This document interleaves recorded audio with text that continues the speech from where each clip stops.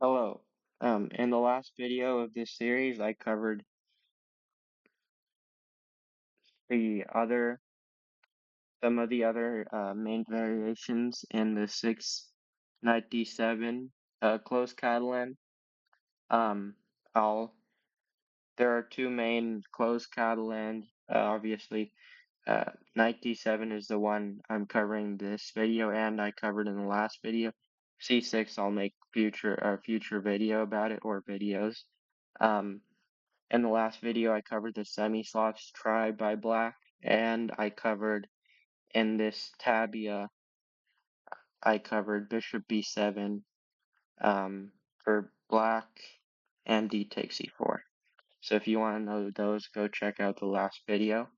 But just to recap where we're going to start off, d4, d5, c4, e6, and we go to the main position of Catalan. And now we go into the closed Catalan, and this is most common move order to get here. Black's options are c6 and knight d7, but c6 allows black other options if we play our setup. So suggest uh, I'll suggest a different setup against c6. So in this video, I'm only covering knight d7. Uh, Although a lot of the times you will transpose, but here after knight d7, queen c2, c6, knight d2, b6, and e4. In this video, this is where I'll be covering d takes c4, which is black's, I think, best option, and bishop a6, which I think is another really good option for black.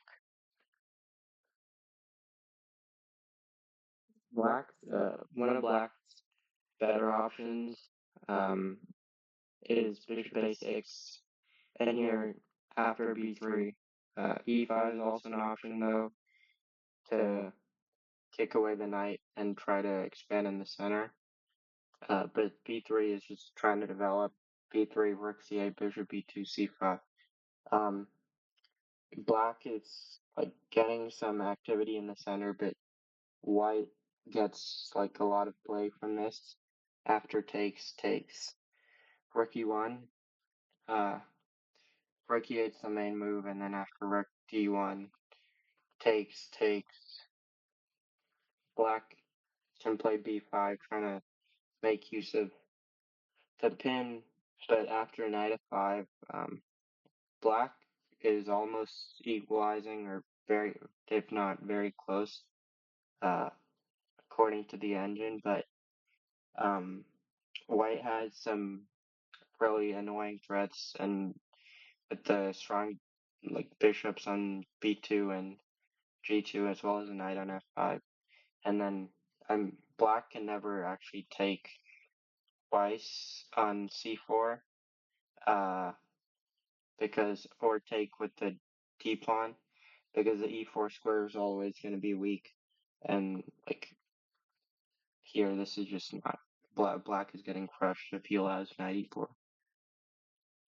So the last good option, or last option, which is probably black's best option, is d takes c4, and this looks. I mean, this doesn't not a natural move for.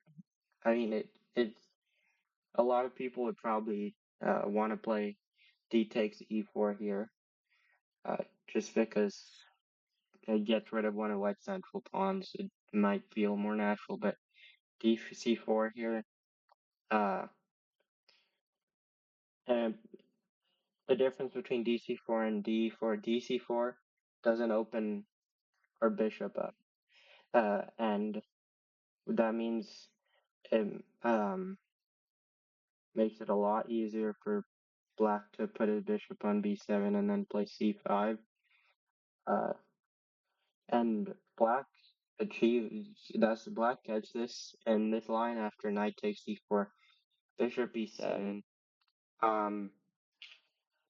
Here the main moves, and the main move is rook d1, and then another really interesting option is rook to e1.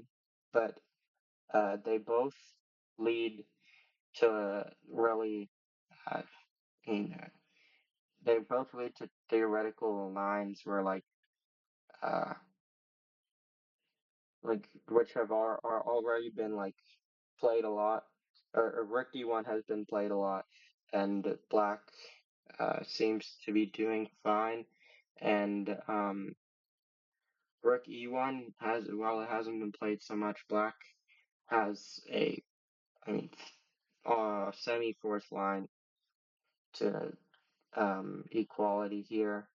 This is just the top line, based off the games, and um, Black gets this position where okay, all 11 games here were because there's just no play left in the position, and I mean, there's really no need to go for this. I think White has some more interesting options, and the one I like is definitely not one of the most played moves, but uh, after h4, I think White gets a really interesting play here.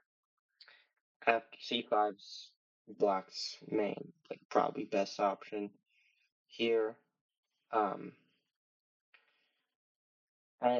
Other moves, I think that um, White is just benefiting from the inclusion of h4, h6. But I think after knight e3, Black's best try is c5, and I feel like this is the most principled. But White gets to play d5, and we get this position where I'm not sure if knight c4 is completely working or not, but uh, here White has the pawn on d5, and I think um, Black definitely has a good, fine position, but White's position is probably uh, a little better because the pawn on d5 is just a long-term asset, and but Black does have some counterplay because he's uh, seems pretty active.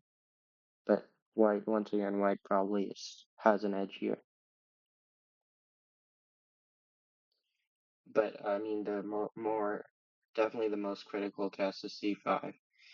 Uh, After e5, knight d5, knight g5, bishop g5 is a good path to equality for White. But after g6, which is another option for Black, we get this, which probably seems a little more natural, not giving up the bishop. Um, both sides just play natural moves here, but White has this interesting idea of knight d6, and he sacrifices the pawn um, for the bit. First of all, he gets the bishop, and now the long diagonal is open, which will be important in the future.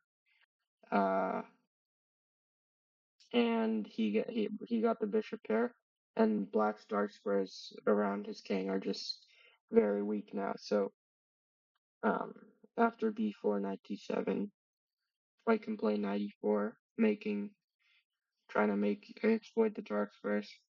Black should probably play queen e7, queen e5. I think rook e1 feels a little odd for Black, so queen e7, queen b3. Queen b2 also seems fine, but I think here, because we didn't put our queen on this diagonal, Black can start pushing his pawn majority, and the engine says White is still, or the position's still equal here, but I don't like it for White. So queen b3, rook c8, rook e1, this is just a sample line, I guess. And then we get a position where, like, blacks,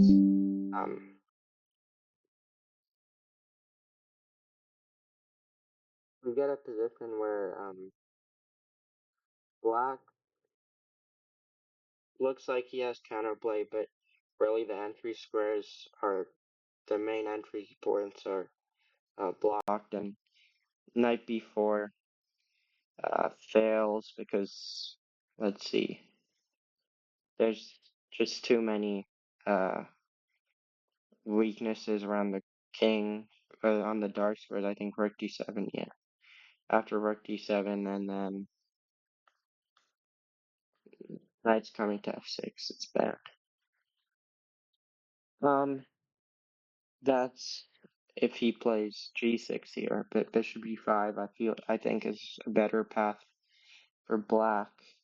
And here, after bishop takes queen c7, we should probably take on c5, or else d4 pawn's gonna be, we have to defend it, and it won't be so great for us. So dc5, bc5 is an option, but after rook d1, rook b8, uh, we just play natural moves here, and I feel like long term, white's the only one who can play for an advantage because uh, the two bishops and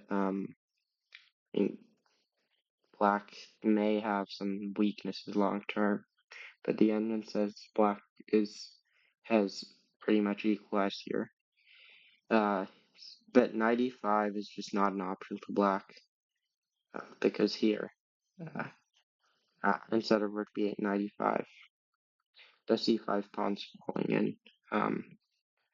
Now we have a queenside majority as well as the two bishops, so white has good chances for an advantage here.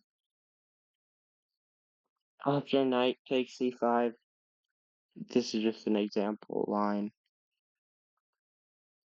Black can trade off the bishops, and black has a playable, probably almost equal, if not equal. But I prefer white's position here, and I think white's position is easier to play because you have this knight on d6, and the pawn on e5, and I feel like uh, this just makes white's position just much easier to play. Thank you for watching the video. So just to recap, in this video I covered the move 9, bishop a6, and d takes c4, and yeah, so there are probably black's better options to try and equalize in this system with knight 6 move knight bd7, and yeah, so against dc4 I recommended the h4 line, and against d takes c4 I recommended, or sorry, against bishop a6 recommended b3. So thank you for watching the video. I hope you learned some theory and ideas in the Closed Catalan.